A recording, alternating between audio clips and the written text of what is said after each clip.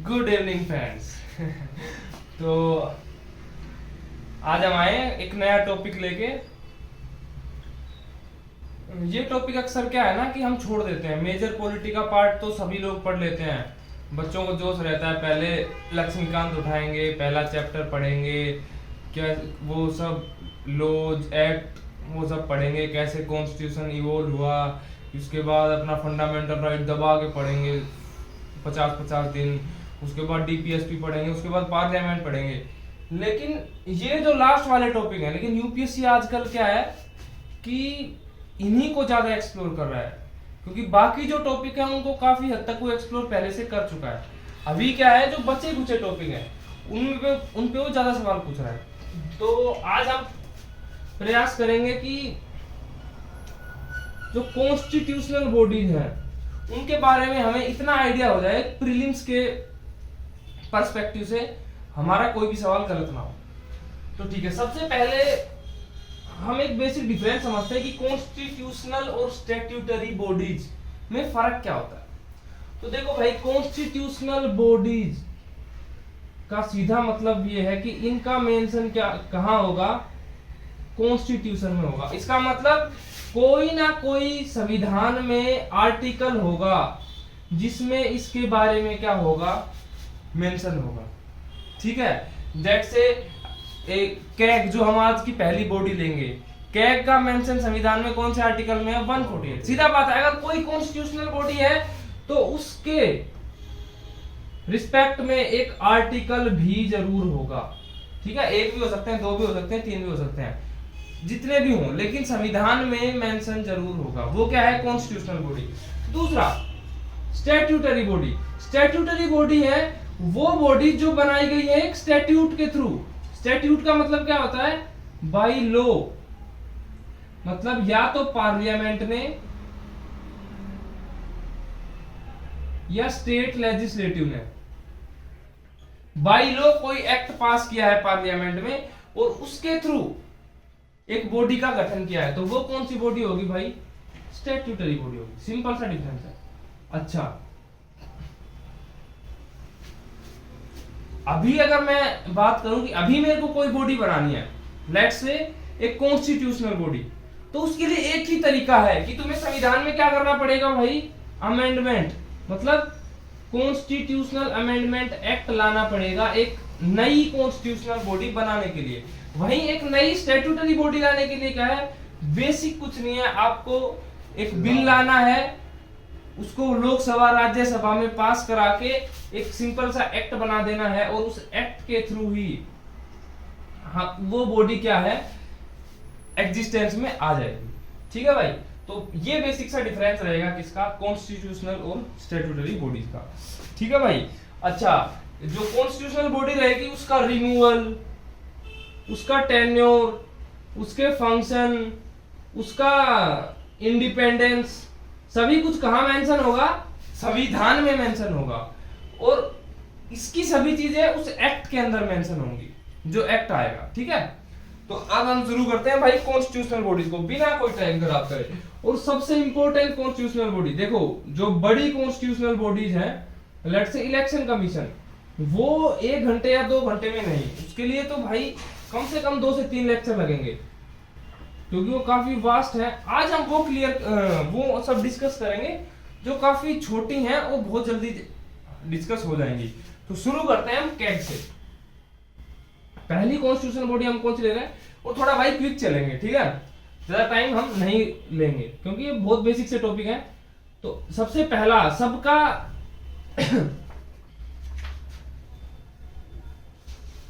जो स्ट्रक्चर रहेगा सभी बॉडीज का वो बिल्कुल डिट्टो ही रहेगा। तो 1 से 2 आप समझ लो, बस आगे उनमें हमें फिल ही करना होगा। सबसे पहला हमें कौन सी बॉडी ले ली, CAG, controller and auditor general. Controller and auditor general 148 है, तो 151। इसका बेसिकली आर्टिकल कौन सा है, 148। ठीक है, ये कहां से लिया गया है ये कॉन्सेप्ट कैग का, ये यूके से लिया गया है। कहां से लिया गया है, यूके से। अच्छा, इसमें फर्क क्या है यूके और इंडिया वाले कैग में, यूके और इंडिया, अच्छा लाइट्स मैं ऑन कर देता हूं भाई। यूके और इंडिया के कैग में फर्क क्या है, देखो बेसिकली यूके का जो कैग है ना, मतलब यूके में सीन ये है कि तुम्हें 1 रुपया भी अगर कंसोलिडेटेड फंड ऑफ इंडिया, जहां पे देश का पैसा होता है, उससे निकालना है तो उसके लिए किसकी परमिशन चाहिए होगी भाई? उसके लिए किसकी परमिशन चाहिए होगी? क्राउन। कैग की। अगर 1 रुपया भी तुम्हें सीएफआई से निकालना है ना, मतलब सॉरी इंडिया नहीं, consolidated fund of state, state का मतलब वो ब्रिटेन, इंडिया जो भी है, मतलब उससे अगर निकालना है तो परमिशन किसकी चाहिए होगी? प्रायर परमिशन चाहिए होगी, मतलब पहले, निकालने से पहले। लेकिन इंडिया में क्या है ना, इंडिया में ये सीन नहीं है। इंडिया में एक्चुअली कैग के लिए एक पोस्टमार्टम अप्रोच रखी गई है। क्या रखी गई है? मतलब पैसा निकाल लिया गया है, पैसा निकाल लिया गया है, अब उसकी ऑडिटिंग और अकाउंटिंग ये कौन कर सकता है? कैग कर सकता है। मतलब मेजर डिफरेंस ये है कि पैसा निकलने से पहले काम होता है इंग्लैंड के कैग का, और पैसा निकलने के बाद काम होता है इंडिया के कैग का। ठीक है भाई, तो ये हमने बेसिक फर्क समझ लिया। अब हम सीधा इंडिया पे आते हैं और इसके जो मतलब ऑब्जेक्टिव सवाल के बेसिस पे जो चीजें बनती हैं उनकी हम बात करेंगे। ठीक है, सबसे पहला क्वालिफिकेशन। बताइए भाई, क्वालिफिकेशन और अपॉइंटमेंट, क्वालिफिकेशन और अपॉइंटमेंट ये दोनों हम एक ही हेड के अंदर में पढ़ेंगे। क्वालिफिकेशन क्या है भाई? इसकी कोई स्पेसिफाई नहीं है, नॉट स्पेसिफाइड। लेकिन जनरली क्या होता है? नॉट स्पेसिफाइड बट जनरली जहां भी आएगा संविधान, मतलब देश में, मतलब वो एक कन्वेंशन है। ठीक है, जनरली क्या होता है ना, एक आईएएस अधिकारी ही क्या बनता है? कैग बनता है। और आईएएस में भी कौन से इंस्टीट्यूट से? IAAS, Indian audit and account service. इससे ही कोई बंदा क्या बनेगा भाई? कैग बनता है जनरली। अच्छा, दूसरी बात करें अपॉइंटमेंट की, तो इसको अपॉइंट कौन करता है भाई? प्रेसिडेंट। इसको अपॉइंट कौन करता है भाई? लगभग सभी कॉन्स्टिट्यूशनल बॉडीज को अपॉइंट राष्ट्रपति ही करता है। और तरीका कौन सा है? Under his hand and seal. ठीक है भाई, ये सब बेसिक बातें आपको पता ही है, लेकिन हम एक बार पूरा अच्छे से रिवीजन कर रहे हैं। ठीक है भाई, ये हो गया, क्वालिफिकेशन हो गई, अपॉइंटमेंट हो गई।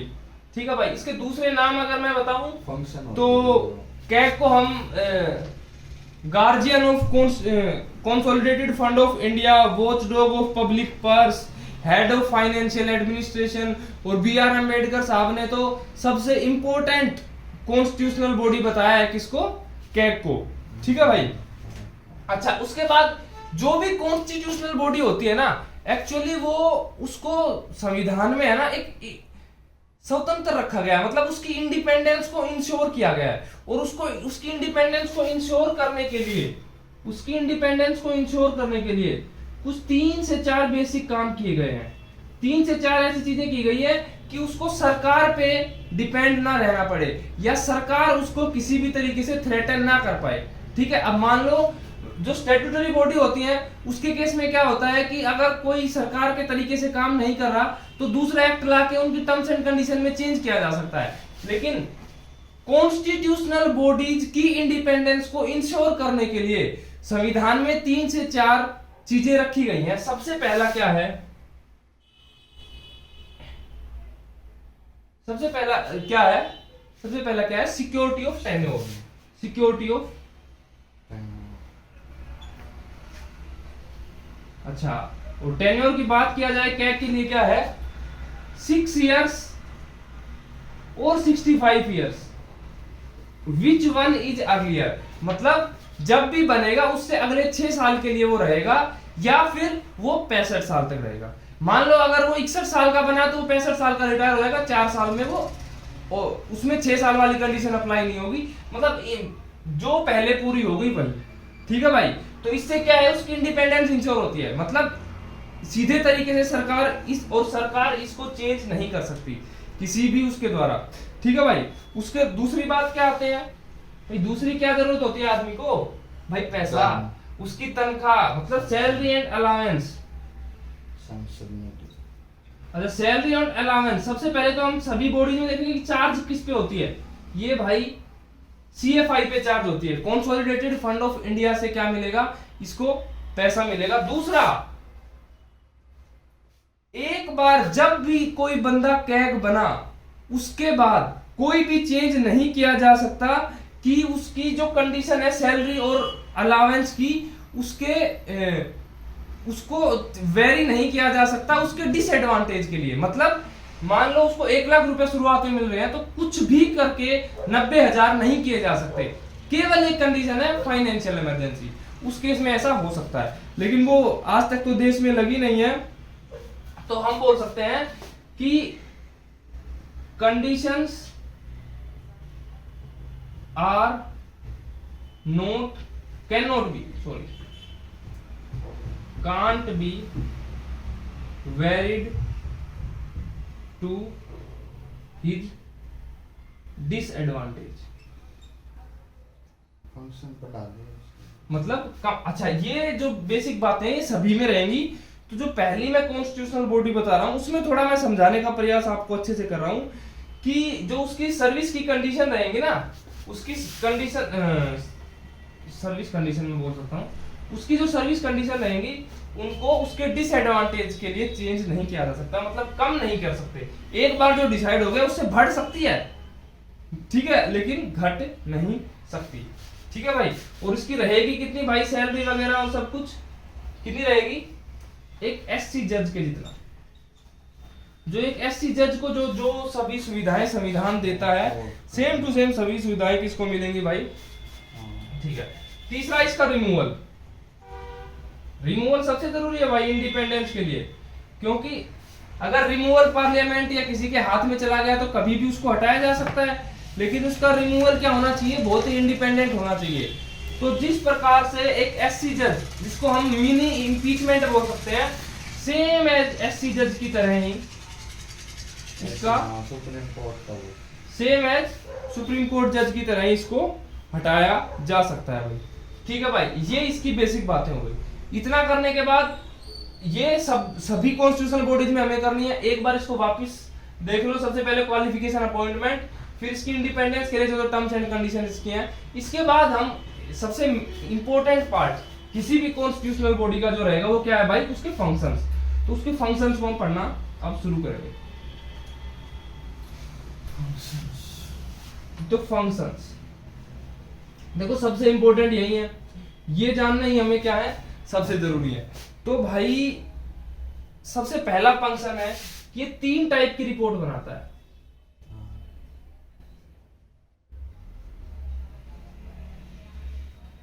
पहली है ऑडिट रिपोर्ट ऑफ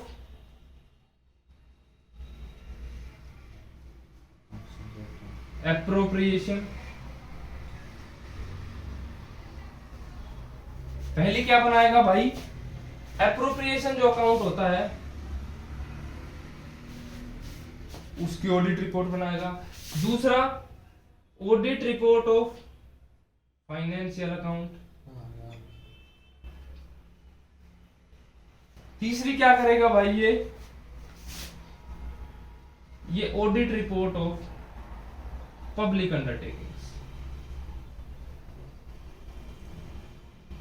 अच्छा ये तुम्हें समझ नहीं आ रहा होगा, मैं बेसिकली बता रहा हूं। अप्रोप्रिएशन अकाउंट वही है कि जिस तरीके से पार्लियामेंट कंसोलिडेटेड फंड से पैसा निकालता है, समझ रहे हो बात को। दूसरा फाइनेंशियल अकाउंट, फाइनेंशियल अकाउंट क्या है भाई विजय, फाइनेंशियल अकाउंट क्या है, वित्तीय, हाँ वित्तीय कोष। वित्तीय कोष तो एक वो है ना, बना दिया संसद ने तौर पर। मान ले कोई योजना का रुपया आया तो उसका वित्तीय कोष है, उसका किस हिसाब से उसका इस्तेमाल होगा। ओके सही, बिल्कुल बात।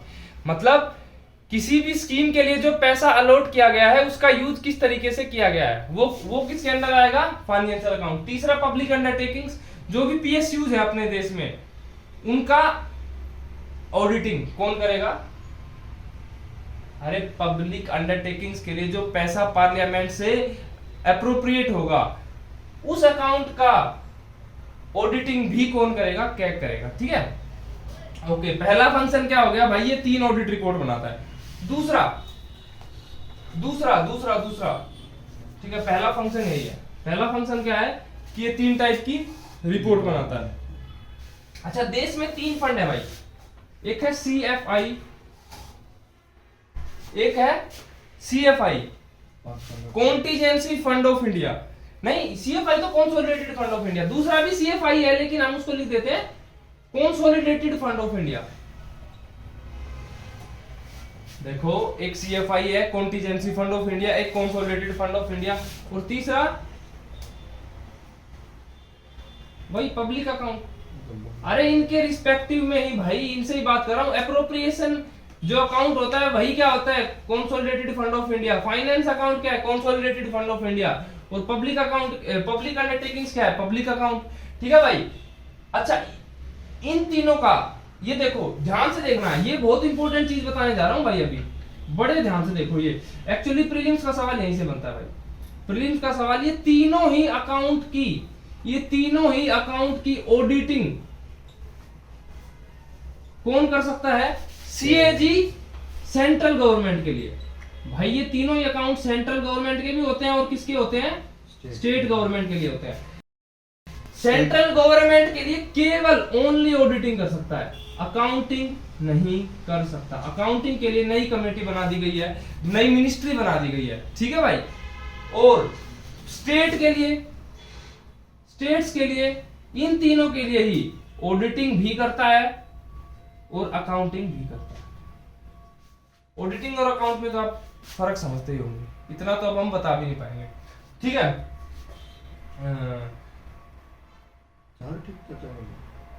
तो दो मेन फंक्शन होंगे। पहला तो फंक्शन मैंने बताया 3 प्रकार के बिल बनाता है। दूसरा इनका न्यूआंस बता दिया कि सेंट्रल गवर्नमेंट के लिए केवल ऑडिटिंग करते हैं और स्टेट गवर्नमेंट के लिए ऑडिटिंग भी करते हैं और अकाउंटिंग भी करते हैं। ठीक है भाई। अच्छा, तीसरा, वो ऑडिटिंग और अकाउंटिंग कर सकते हैं किसी भी ऐसी चीज के लिए, किसी भी जो अगर प्रेसिडेंट कहे तो, या स्टेट के केस में अगर गवर्नर कहे तो, नहीं स्टेट, और या फिर स्टेट भी रिक्वेस्ट कर सकता है किसी भी अकाउंट की ऑडिटिंग और अकाउंटिंग कर सकते हैं अगर स्टेट कहे तो। ठीक है भाई। हाँ, और मैं गवर्नर के केस में बताना चाहूंगा आपको कि गवर्नर रिक्वेस्ट कर सकता है किससे, CAG से किसी भी किसके लिए, ऑडिटिंग करने के लिए, कोई भी ऑफिस। लेकिन अब वो उसका स्कोप क्या होगा, ऑडिटिंग या अकाउंटिंग का, वो पूरा डिस्क्रिप्शन होगा किसका, कैग का, कि किस लेवल तक की वो ऑडिटिंग या अकाउंटिंग करते हैं। ठीक है भाई। तो इतना ही हम कैग में पढ़ना चाहेंगे। ठीक है भाई। तो ये हमारा खत्म हो गया पहला कैग।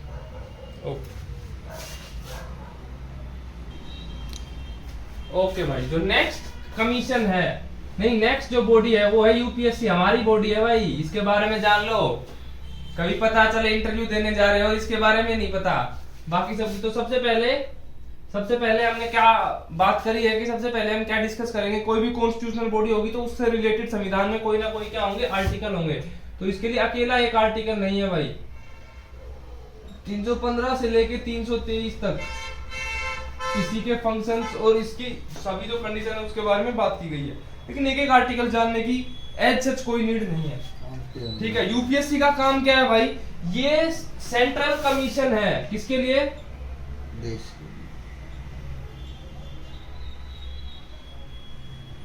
रिक्रूटमेंट के लिए। ठीक है भाई। सेंट्रल कमीशन है जो रिक्रूटमेंट करेगी किसका, सिविल सर्वेंट का। तो हम शॉर्ट में लिख देते हैं CS। ठीक है, रिक्रूटमेंट ऑफ सिविल सर्वेंट्स। तो अच्छा, अब ये कैग क्या थी ना, सिंगल मेंबर्ड बॉडी थी, लेकिन ये मल्टी मेंबर्ड बॉडी रहेगी। ठीक है। तो इसका हमें कंपोज ऐसे ही आगे जो भी आएंगे, जैसे हम अगला SPSC पढ़ेंगे, स्टेट पब्लिक सर्विस कमीशन, फिर JPSC पढ़ेंगे, तो सभी का क्या है ना कि वो सिंगल मेंबर्ड बॉडी नहीं है, वो मल्टीपल मेंबर्ड बॉडी है। तो मल्टीपल मेंबर्ड बॉडी में हमें क्या है कि उनकी कंपोजिशन जाननी पड़ेगी। तो देखो भाई, इसमें एक तो रहेगा चेयरपर्सन और प्लस रहेंगे मिनिमम नहीं, sorry, very sorry, maximum 10 members, maximum so maximum 10। अब मैक्सिमम 10 का मतलब क्या है भाई? 1 से लेके 10 तक कितने भी हो सकते हैं राष्ट्रपति द्वारा वो। अच्छा, इस मैक्सिमम लिमिट को घटाया बढ़ा कौन सकता है? राष्ट्रपति। मतलब ये मैक्सिमम अभी राष्ट्रपति ने डिसाइड किया हुआ है कि कितने होने चाहिए, 10, लेकिन सब कुछ इसमें प्रेसिडेंट के हाथ में, चाहे वो तब 10 की लिमिट को एक्सीड या कम कर सकता है। ठीक है भाई, तो आपको मैंने पहले ही बताया कि प्रेसिडेंट के हाथ में सब कुछ रहेगा इनके केस में। अच्छा, इन सब की अपॉइंटमेंट कौन करेगा भाई? इन सभी की अपॉइंटमेंट कौन करेगा? प्रेसिडेंट करेगा। किसकी सलाह? ऑन एडवाइस ऑफ मंत्री, cabinet, COM, council of ministers. Council of ministers की एडवाइस पे क्या करेगा? इनकी अपॉइंटमेंट करेगा। अच्छा हाँ, इसमें क्वालिफिकेशन की अगर मैं बात करूं तो नो क्वालिफिकेशन, लेकिन हाँ एक कन्वेंशन बोल दो या कुछ भी बोल दो कि हाफ ऑफ द मेंबर्स, इन 10 में से हाफ ऑफ द मेंबर्स वो होने चाहिए जिन्होंने काम किया है सेंटर या स्टेट गवर्नमेंट में एटलीस्ट 10 साल के लिए, एटलीस्ट 10 साल के लिए। ठीक है भाई, कंपोजिशन हो गया, क्वालिफिकेशन हो गया, ये भी बात हमने लिख दी कि in half of the members क्या होने चाहिए, सेंटर या स्टेट गवर्नमेंट में एटलीस्ट 10 साल का उन्हें एक्सपीरियंस होना चाहिए। अभी फिर से हम आते हैं भाई किस पे? इंडिपेंडेंस पे। तो वो तो बता दे अलाउंस सर, वो जी सर 72 अलाउंस के। हाँ, इंडिपेंडेंस उसी पे आते हैं ना, इंडिपेंडेंस की तो बात कर रहे हैं हम। इंडिपेंडेंस में हम भाई सारी देखो तीन हेड्स मैंने पिछली बार बनाए थे। क्या क्या बनाए थे? Number 1 security of tenure, 10 years, दूसरा सैलरी एंड अलाउंसेस, तीसरा रिमूवल। भाई ये 3 चीजें ही किसी आदमी को स्वतंत्र बनाती हैं।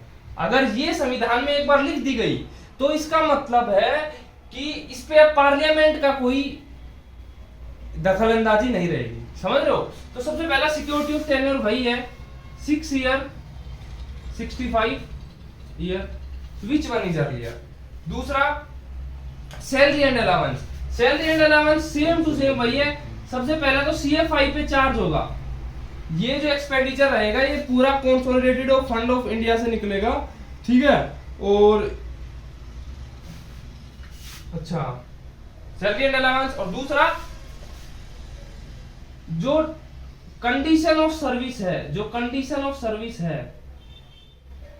वो can not be varied to their disadvantage. वही सेम टू सेम डिटो बात लगभग सभी कॉन्स्टिट्यूशन बॉडीज में आपको ही मिलेगा कि उनके डिसएडवांटेज जो कानून, मतलब एक बार अगर उनकी सैलरी डिसाइड हो गई तो उससे उनका डिसएडवांटेज वाली कंडीशन कभी अप्लाई नहीं हो सकती। मतलब 90,000 1 लाख से सैलरी नहीं की जा सकती। ठीक है भाई। और इसके बाद रिमूवल, ये इस केस में बहुत, लेकिन कंपेयर भी तो करते हैं ना सुप्रीम कोर्ट और स्टेट कोर्ट। अच्छा हाँ, सैलरी कितनी रहेगी? सेम भाई सुप्रीम कोर्ट के जज के। अच्छा, ये सब बातें हमने समझ ली भाई, सेम वही ऐड हमने सारे कर लिए। अच्छा, इसके रिमूवल के लिए,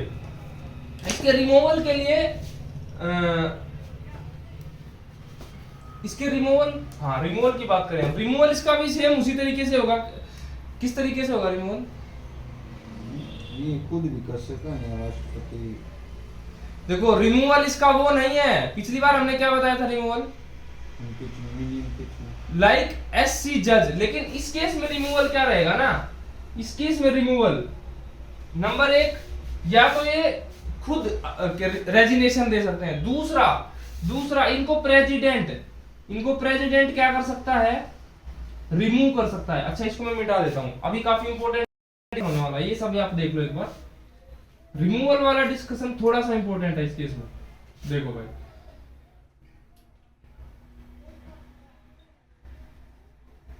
रिमूवल कौन कर सकता है? प्रेसिडेंट।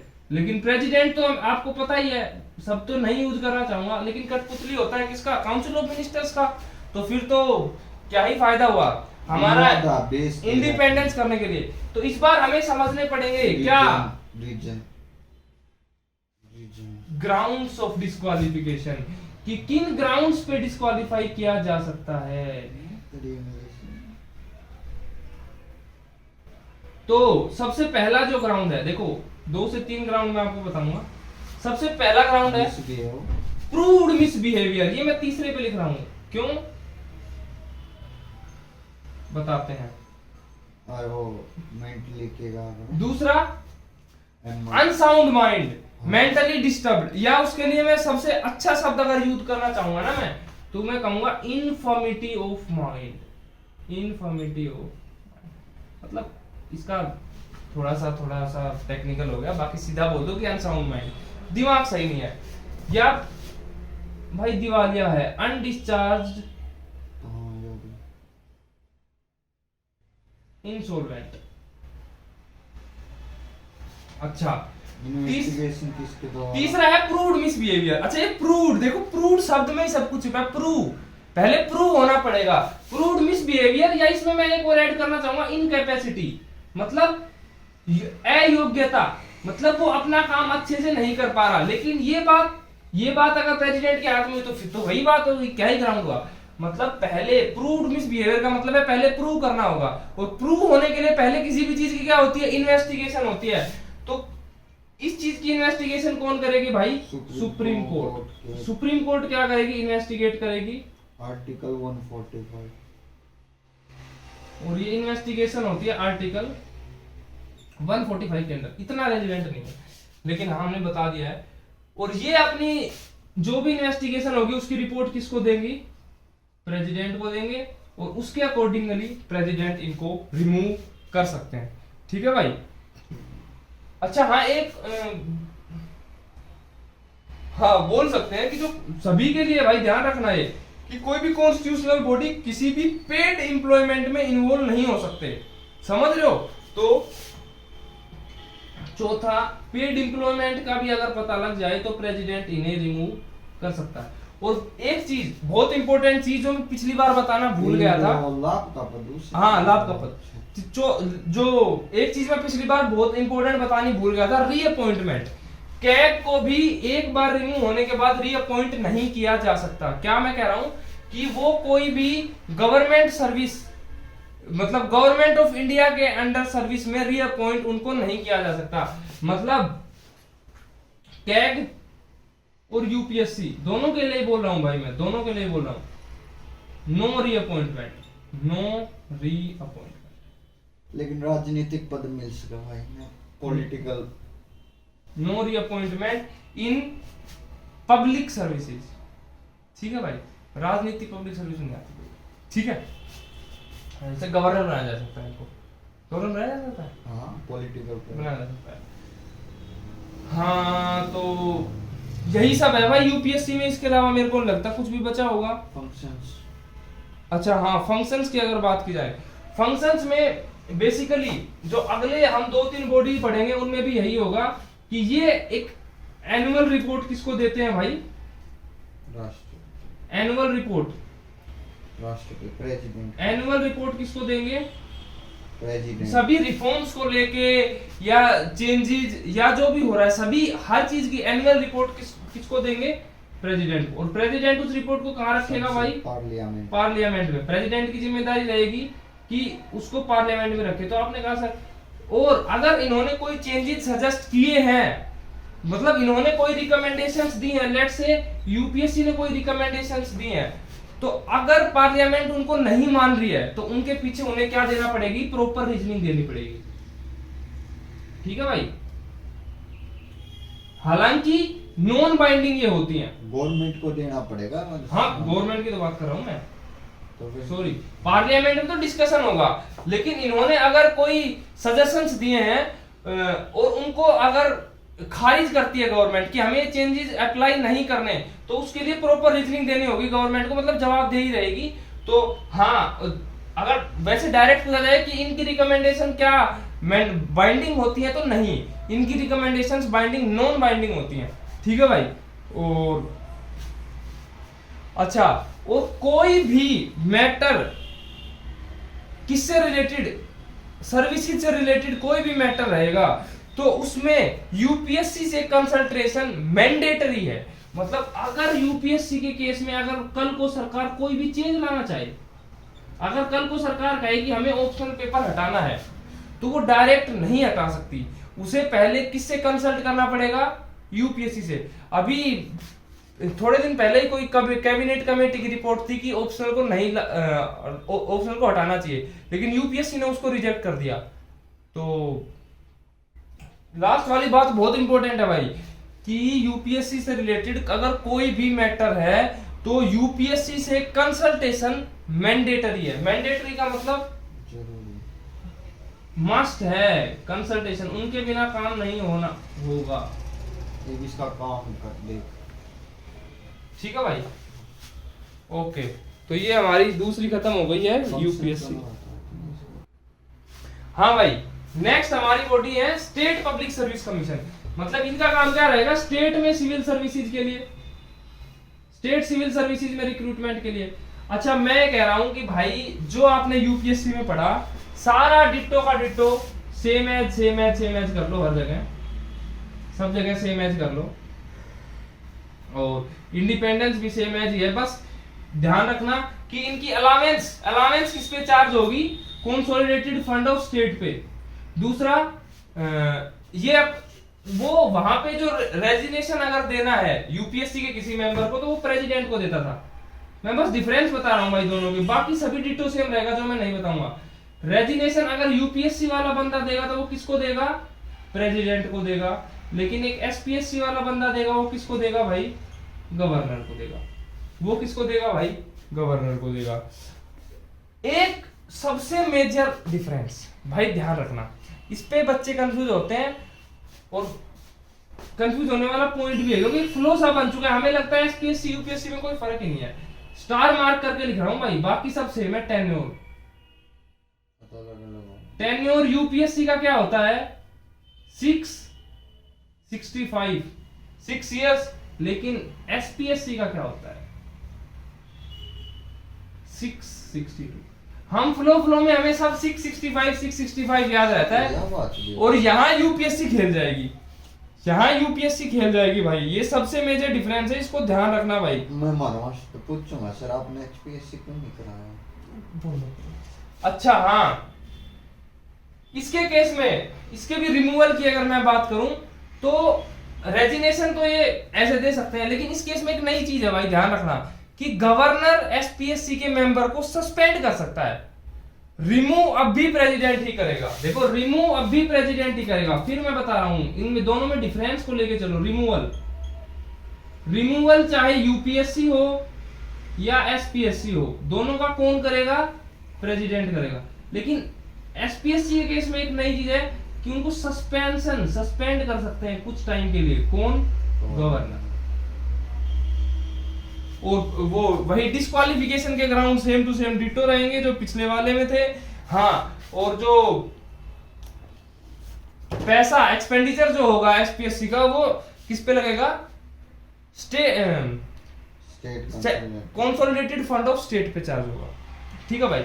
एक तीसरी बॉडी भी होती है इनके साथ ही, तीनों के सिंक्रोन्स में बता देता हूं मैं, जेपीएससी। ये कोई कॉन्स्टिट्यूशनल बॉडी नहीं है भाई, जेपीएससी कोई कॉन्स्टिट्यूशनल बॉडी नहीं है, ये हमेशा स्टैट्यूटरी होती है। लेकिन मैं इसके साथ क्यों बता रहा हूं, क्योंकि तीनों एक जैसी हैं तो फ्लो बना रहेगा। ठीक है भाई। इसका भी टेन्योर क्या होता है, 662 ही होता है। एक स्टैट्यूट के द्वारा आएगी, एक लॉ के द्वारा इसके रूल्स डिफाइन होंगे, तो हम डिफाइन नहीं कर सकते। लेकिन हाँ, और ये भी हमेशा किसके द्वारा ही बनाई जाती है, प्रेसिडेंट के द्वारा ही बनाई जाती है। और ये अच्छा ये होता, इसका काम क्या होता है, आई नो सर, बताइए। अरे मैंने ना पढ़ा। अच्छा एक्चुअली मैं बताना चाहूंगा, जॉइंट पब्लिक सर्विस कमीशन का सीधा मतलब ये है, मान लो कोई भी दो स्टेट है और उनके पास कोई सर्विस कमीशन नहीं है, तो दो स्टेट की इकट्ठी जॉइंट सर्विस कमीशन मतलब एक बोर्ड, वो कौन गठन कर सकता है, प्रेसिडेंट कर सकता है भाई। ठीक है, इसमें सारा जो पावर रहेगा वो प्रेसिडेंट के पास में रहेगा।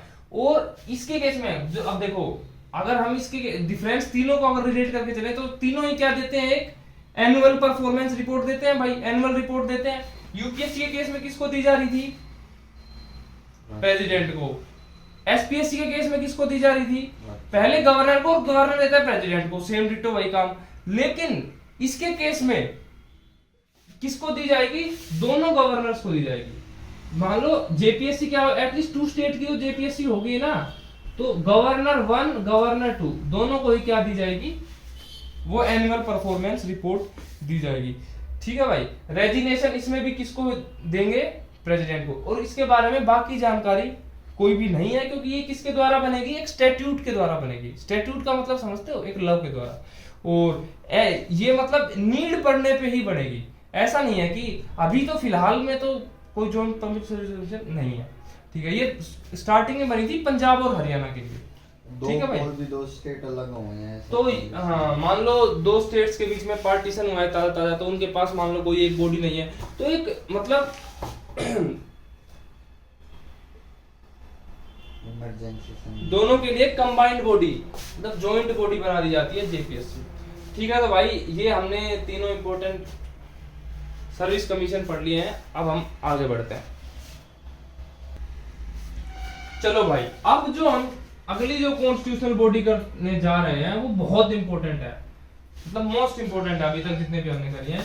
परम बंद करिए भाई, एनसीएससी एंड एनसी बंद करिए। एक सेकंड, मन नहीं। हाँ तो भाई हम कहाँ थे, हम एनसीएससी और एनसीएसटी पढ़ेंगे, लेकिन उससे पहले इसका थोड़ा बैकग्राउंड और हिस्ट्री समझते हैं। सबसे पहले जो संविधान सभा में चर्चा हुई थी किसके लिए, कि एक कमीशन बनाया जाए पिछड़ों के लिए। पिछड़ों में कौन आते हैं, सबसे शेड्यूल कास्ट के लिए। तो सबसे पहले कमीशन इतनी थी भाई, national commission for schedule caste, ST भी नहीं था। और ये 1950 में प्रेसिडेंशियल मतलब एक एग्जीक्यूटिव ऑर्डर के द्वारा ये कमीशन चल रही थी। कौन सी, इतनी, national commission for schedule caste. ठीक है, तब तक कोई भी लॉ या कुछ नहीं बना था। लेकिन 1990 में 65th कॉन्स्टिट्यूशनल अमेंडमेंट एक्ट में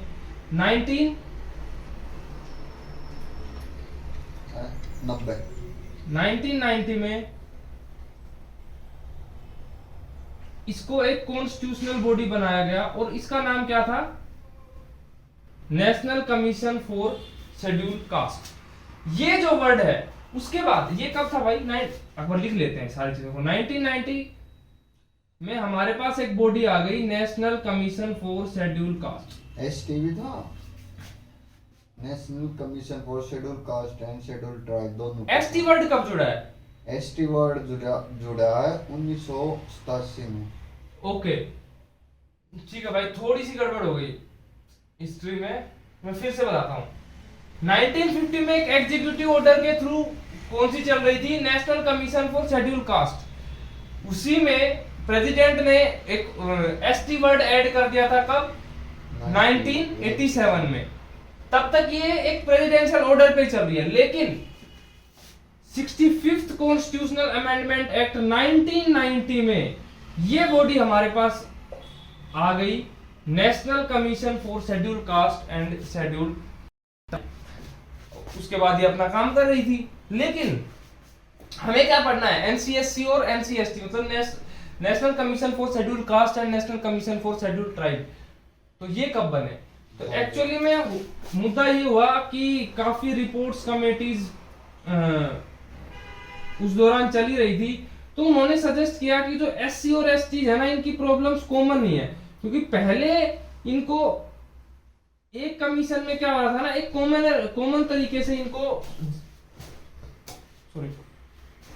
तरीके से इनको टैकल करने का प्रयास कर रहे थे गवर्नमेंट। लेकिन बाद में कमेटी जो रिपोर्ट सजेशंस के बाद पता चला कि भाई इन दोनों की प्रॉब्लम काफी डिफरेंट है। ठीक है, अलग, बहुत ही अलग अलग फील्ड में इनके अपलिफ्टमेंट के लिए काम करना पड़ेगा। तो उसके लिए इसी कमीशन को 2 अलग अलग कमीशन में तोड़ दिया गया। NCSC और NCST कब? 89th कॉन्स्टिट्यूशनल अमेंडमेंट एक्ट 2003 में इन दोनों को अलग करके, उसी बॉडी को अलग करके, ये बॉडी कब आई थी? 65th constitutional amendment act 1990। इसको अलग कब कर दिया गया? 2003 में, ताकि इनका एडमिनिस्ट्रेशन सेपरेटली हो सके, मतलब उसी को सेग्रीगेट कर दिया गया। कब? 2003 में 89th कॉन्स्टिट्यूशनल अमेंडमेंट के थ्रू। तो सबसे पहले तो वही काम है हमारा भाई, जो हम बचपन से करते आ रहे हैं। सबसे पहले तो हमें क्या जानना है? इनका आर्टिकल। तो ये कब किसमें है भाई? आर्टिकल 338 में। और ये कहाँ है? 338A। ये 338A में। ये और यही बता देना चाहूंगा, अगली हम जो पढ़ेंगे national commission for backward classes, वो है 338B में। ठीक है भाई। अच्छा, दूसरा काम क्या है भाई? सिंगल मेंबर्ड बॉडी तो है नहीं, तो हमें क्या करना होगा? इसका कंपोजिशन करना होगा। तो इसका कंपोजिशन भाई 3 लोग रहते हैं इसमें, ध्यान दे लो भाई। चेयरपर्सन, वाइस चेयरपर्सन और 3 एक्स्ट्रा और 3 अदर मेंबर। इनकी क्वालिफिकेशन एज सच कुछ भी स्पेसिफाइड नहीं है संविधान में। अच्छा, इनका अपॉइंटमेंट कौन करेगा? प्रेसिडेंट। और देखो भाई, मैंने डिफरेंस इसलिए लिखा है, जो इधर है वही सेम है जिधर है, बिल्कुल same to same ditto cover रहेगा। अच्छा, इनका टेन्योर क्या रहेगा? इनका टेन्योर भी स्पेसिफाइड नहीं है। तो इनका टेन्योर की अगर मैं बात करूं, दोनों साइड सेम ही है भाई, कोई डिफरेंस नहीं है। Tenure not specified, up to the discretion of president. कौन डिसाइड करेगा? President will decide. ठीक है भाई। ये कितने लोग रहेंगे भाई इसमें? एनसीएससी या एनसीएसटी में 5 लोग, एक चेयरपर्सन, वाइस चेयरपर्सन और 3 अदर मेंबर्स। ठीक है भाई, दोनों में ही सेम टू सेम यही डिट्टो काम रहेगा। अच्छा, एनसीएसटी की अगर मैं बात करूं, 2003 में तो ये एक्ट आया, लेकिन एक्चुअल में एनसीएसटी कब बनी थी? 2004 में। एक्शन में कब आई थी? 2004 में। ये भी कई बार सवाल पूछा जाता है, इसलिए मैंने बता दिया। ठीक है, क्योंकि बेसिकली एनसीएसटी तो पुराने टाइम से ही काम कर ही रही थी। तो हमने इनके बारे में 3 से 4 इंपॉर्टेंट बातें समझ ली। नंबर 1 इनका आर्टिकल, इसी पे सवाल बन जाता है। दूसरा इनका कंपोजिशन, तीसरा इनका अपॉइंटमेंट, चौथा इनका टेन्योर स्पेसिफाइड नहीं है, कोई टेन्योर इनका स्पेसिफाइड नहीं है, सब कुछ डिस्क्रिशन पे है प्रेसिडेंट की। अब हम चलते हैं इनकी फंक्शंस की तरफ। फंक्शंस भी बेसिकली हमें क्या करना होगा? जो भी हम देखो फंक्शन लिखेंगे, उसमें एससी वर्ड को हटा के क्या कर देना है? एसटी। वो किसके लिए बन जाएगा? उधर बन जाएगा। ठीक है भाई। तो हम बात कर रहे हैं फंक्शंस की। तो पहला फंक्शन क्या रहेगा भाई इसका? To investigate in the matters related to various safeguards for SC. मतलब ये किसका काम करेंगे? एक क्वासाई जुडिशियल बॉडी का भी काम करती है। किसका काम करती हैं? क्वासाई, यही लिख देता हूं मैं। ना यार, ये बात नहीं करते क्वासाई जुडिशियल बॉडी की तरफ। क्यों? व्हाई? सजा ना दे सकती। नहीं, सजा नहीं दे सकती, लेकिन इंक्वायरी के लिए क्या उनको समन नहीं कर सकती? बिल्कुल कर सकती है। तो उनको भी हम बोलते हैं क्वासाई जुडिशियल। विवादों का समाधान ना कर सकते, इन्वेस्टिगेट तो कर सकती है ना, एज ए इन्वेस्टिगेटिंग एजेंसी तो काम कर रही है ना, न्याय दिलवा। चलो हम देखते हैं। तो सबसे पहला है investigate in matters of SC, और उसके केस में क्या हो जाएगा? एसटी। और स्पेसिफिकली हम बोल सकते हैं कि एससी के भी कौन से मैटर्स जिनके सेफगार्ड्स दिए गए हैं कॉन्स्टिट्यूशन में। तो अगर मैं पूरी बात बोलना चाहूं, investigate in the matters related to safeguard given to SC in the constitution, और सेम टू सेम उधर क्या हो जाएगा? SC oblique ST. एनसीएसटी क्या करेगी? दूसरी, to inquire in the complaints received. भाई अगर उन्हें कोई कंप्लेन मिलती है एससी के खिलाफ, मान लो कुछ जो भी संविधान में राइट्स मिले हुए हैं एससी को, उनसे उनको डिप्राइव किया गया है, related to deprivation of rights of SC या एसटी। ठीक है, इस साइड एससी है, उस साइड एसटी है। तीसरा ये क्या करती है भाई, एडवाइस। ये एडवाइस का भी काम करती है, एडवाइस देती है किसको, प्रेसिडेंट को। किसके लिए, सोशियो इकोनॉमिक प्लानिंग। किसकी, एससी और एसटी की। ठीक है भाई, तो सोशियो इकोनॉमिक प्लानिंग, ताकि क्या हो सके, एससी और एसटी का अपलिफ्टमेंट हो सके, for the upliftment of SC and SC.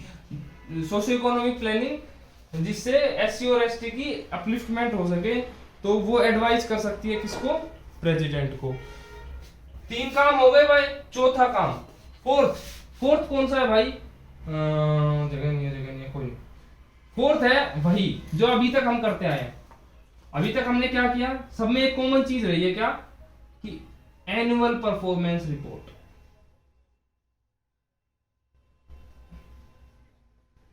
ये भी एनुअल परफॉर्मेंस रिपोर्ट देते हैं एससी और एसटी वाले मैटर्स की। किसको देंगे भाई, ये प्रेसिडेंट। और सेम प्रोसेस, प्रेसिडेंट ये कहां पहुंचाएगा, पार्लियामेंट में।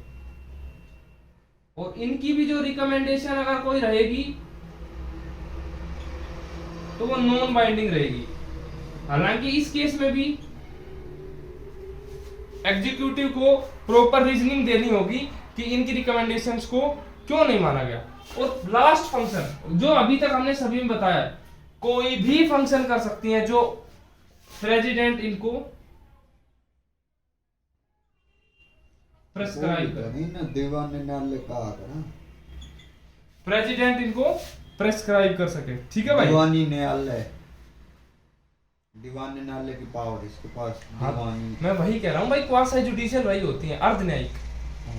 हाँ, तो मैं तो दीवानी न्यायालय ने क्या करे, क्रिमिनल कोर्ट और दूसरा कौन सा है, सिविल कोर्ट। हाँ सिविल। हाँ, तो मैंने वही तो बोला था ना आपको। चलो ठीक है, हमने पहली 2 बातें क्या क्या करी थी, कि ये इन्वेस्टिगेट कर सकती हैं, और दूसरा क्या कर सकती हैं, इंक्वायर कर सकती हैं। मतलब ये एक सेमी कोर्ट का काम कर रही है। ठीक है, और ये समन भी भेज सकती हैं किसी के पास इन्वेस्टिगेशन के दौरान। मतलब ये एक कोर्ट का तो नहीं, लेकिन एक क्वासी जुडिशियल बॉडी की तरह काम कर सकती है भाई। सिविल कोर्ट लिख रहा हूं, क्वासी जुडिशियल। अच्छा, क्वासी जुडिशियल बॉडी की तरह ये काम कर रही है। ठीक है भाई, हाँ, सजा ये नहीं दे सकती हैं। ठीक है, ये इंक्वायर कर सकती हैं। सिविल कोर्ट के केस में सजा भी दे सकते हैं, जुर्माना या और लास्ट है, लेकिन क्रिमिनल ये फांसी की सजा या वो सब नहीं दे सकती, वो तो क्रिमिनल हो ठीक गया। है, हाँ, तो क्रिमिनल कोर्ट का काम नहीं करती है। Civil तो क्वासी जुडिशियल ये नहीं कहता मैं, क्वासी जुडिशियल एक ब्रॉड टर्म है। क्वासी जुडिशियल का मतलब, समझो मैं, क्वासी का मतलब होता है भाई लाइक जुडिशरी, मतलब जुडिशरी के जैसा। और दूसरा क्वासी का मतलब होता है आधा, मतलब अर्ध, मतलब पूरा भी नहीं लेकिन उसके जैसा काम कर सकती है एनसीएससी। ठीक है भाई, तो ये हमने खत्म कर दिया एनसीएससी और एनसीएसटी। इसके अलावा भाई इसमें एसटी में थोड़ा और बताना, और क्या बताना है, बताओ।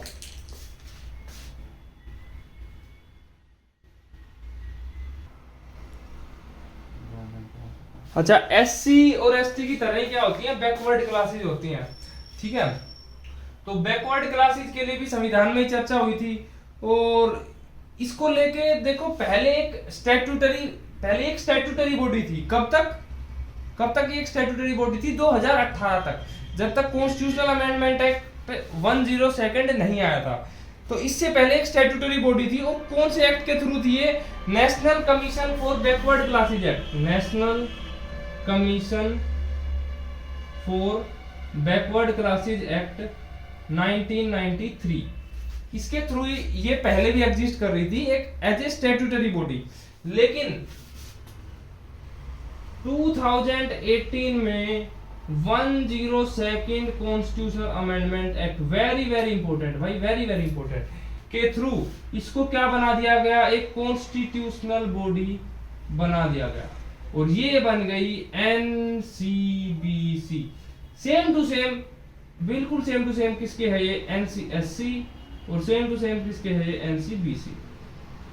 सेम टू सेम इसमें भी कंपोजिशन इसका क्या क्या रहेगा, कंपोजिशन क्या क्या रहेगा भाई, कंपोजिशन क्या क्या रहेगा भाई, chairperson, vice chairperson, 3 other member. Tenure क्या रहेगा, नॉट स्पेसिफाइड।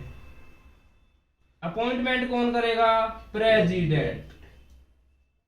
मतलब डिट्टो जो भी एनसीबीसी से।